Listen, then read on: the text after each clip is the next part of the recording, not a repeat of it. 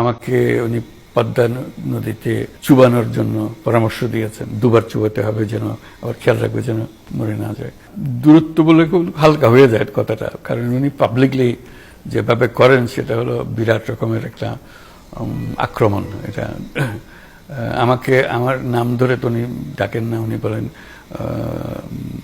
রক্তচোষা, শুরু করেছে ঘুষখোর সুদখোর, এটা নিয়ে আমাকে বলতেন। এখন বলছে আমি মানুষের রক্ত চুষি। আমাকে উনি পদ্মা নদীতে চুবানোর জন্য পরামর্শ দিয়েছেন। দুবার চুবাতে হবে, যেন আবার খেয়াল রাখবে যেন মরে না যায়। কাজে উনি আমার উপরে সাংঘাতিক রকমের কি বলবো ক্ষোভ আমার উপরে।